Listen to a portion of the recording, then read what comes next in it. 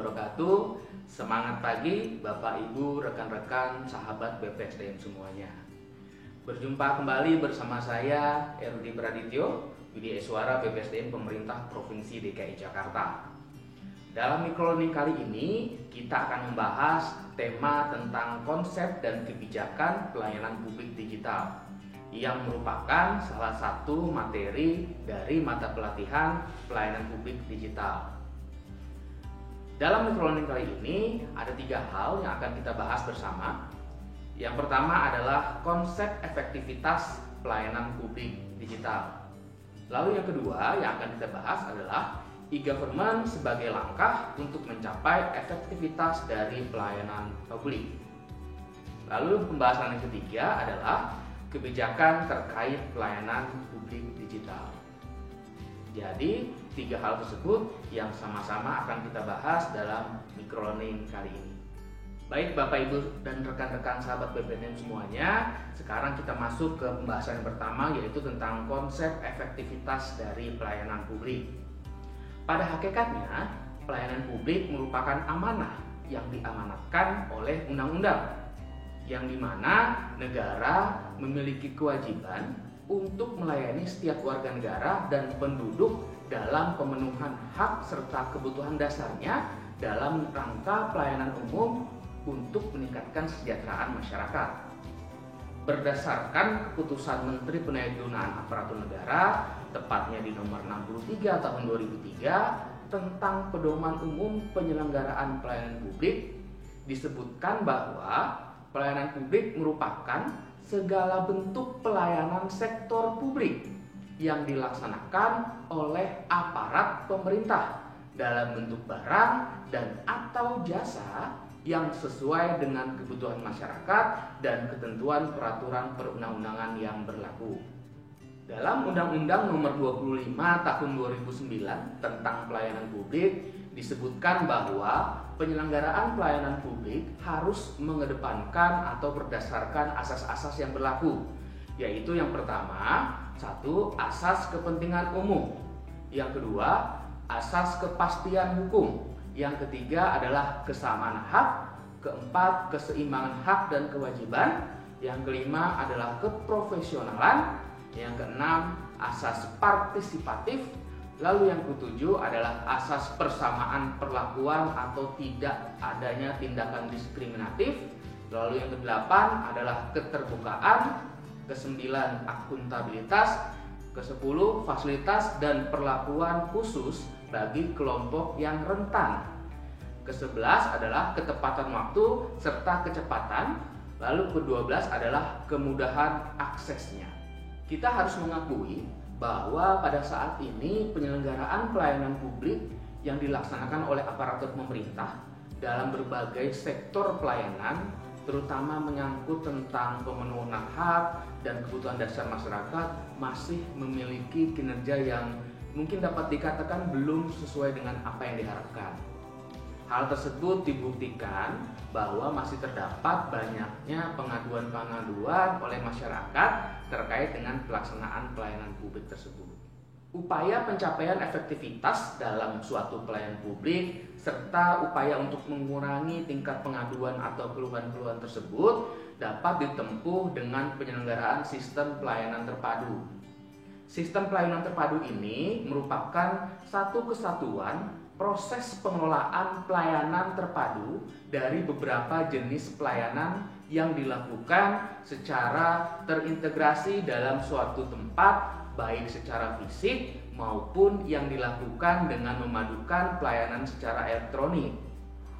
Sistem pelayanan terpadu ini dilakukan sebagai salah satu upaya dalam pemenuhan kebutuhan masyarakat akan pelayanan yang sesuai dengan asas-asas pelayanan publik sebagaimana tadi telah disebutkan dalam Undang-Undang 25 tahun 2009. Di lingkungan pemerintah Provinsi DKI Jakarta, seperti kita ketahui bersama bahwa sejak tahun 2014, pemerintah Provinsi DKI Jakarta telah memiliki PTSP atau namanya Pelayanan Terpadu Satu Pintu sebagai salah satu upaya perwujudan pemenuhan hak-hak atau asas-asas pelayanan publik tersebut.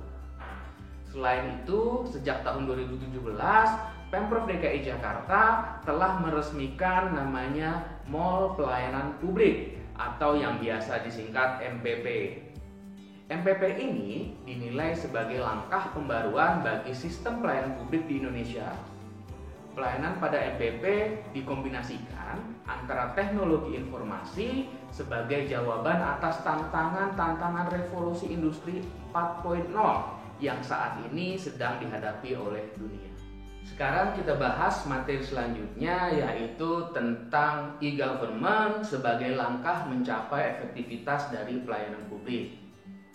Sebagai manusia, kita dituntut untuk mampu beradaptasi dengan setiap adanya perubahan.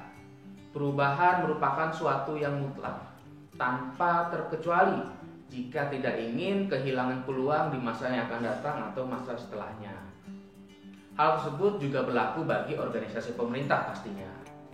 Birokrasi pemerintah perlu terus melakukan perubahan dan pembenahan dalam melakukan tugas, yaitu memberikan pelayanan publik kepada setiap masyarakat. Pengembangan digitalisasi tata kelola pemerintahan menjadi satu langkah nyata reformasi birokrasi dalam mewujudkan pemerintahan yang adaptif terhadap perkembangan dan kebutuhan stakeholdernya. Dengan adaptif tersebut, pelayanan publik berbentuk digital atau virtual, maka proses dan tata kelola pemerintahan menjadi lebih terstrategis dalam mencapai good governance. E-government dapat didefinisikan sebagai pemanfaatan teknologi informasi dan komunikasi yang mempunyai kemampuan untuk mentransformasi hubungan pemerintahan dengan warga negara, dengan para pebisnis, maupun dengan lembaga pemerintahan yang lain.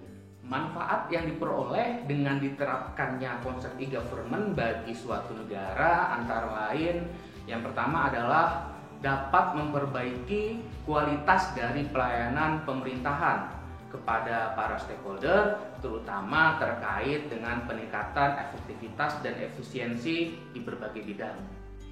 Lalu manfaat yang kedua adalah dapat meningkatkan transparansi, kontrol, dan akuntabilitas penyelenggaraan pemerintahan dalam rangka penerapan konsep good corporate governance. Lalu yang ketiga adalah dapat mengurangi secara signifikan total biaya administrasi. Dan manfaat yang keempat adalah memberi peluang bagi pemerintah untuk mendapatkan sumber-sumber pendapatan yang baru melalui interaksi dengan pihak-pihak yang berkepentingan lainnya. Serta yang kelima, manfaatnya dapat menciptakan suatu lingkungan masyarakat baru yang dapat secara cepat dan tepat menjawab berbagai permasalahan.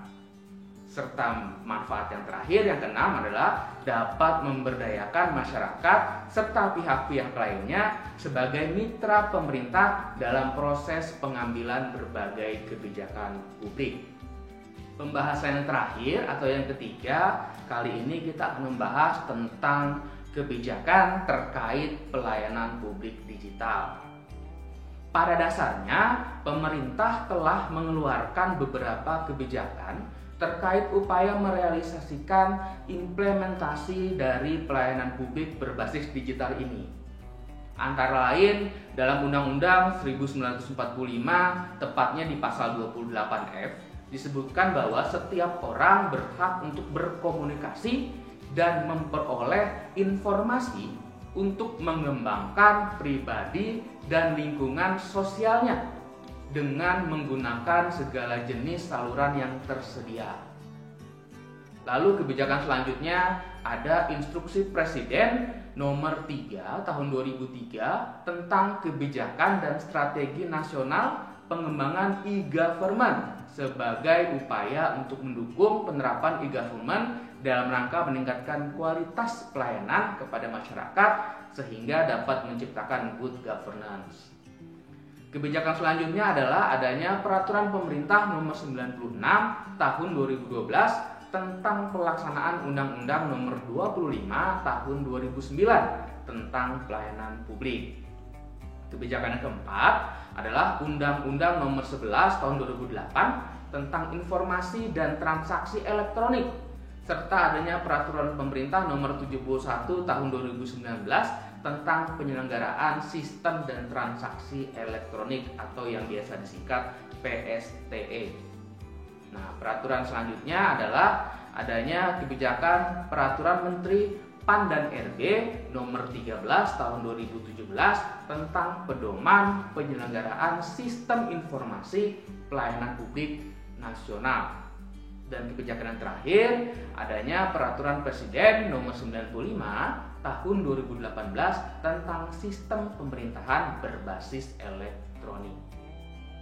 Baik Bapak Ibu dan rekan-rekan sahabat PPSDM semuanya, semoga pembahasan microlearning kali ini dapat kita pahami bersama dan dapat kita implementasikan bersama, sehingga pelayanan publik di lingkungan pemerintah Provinsi DKI Jakarta pada khususnya menjadi lebih baik dan terintegrasi lagi. Demikian yang dapat saya sampaikan. Sampai bertemu pada materi microlearning selanjutnya. Mohon maaf apabila dalam penyampaian microlearning kali ini terdapat banyak kekurangan. Apabila ada kesalahan, datangnya dari saya pribadi. Apabila ada kebenaran, dari Allah Subhanahu wa Ta'ala. Terima kasih atas perhatian dan partisipasinya. Saya Erudi Pradityo. Wassalamualaikum warahmatullahi wabarakatuh.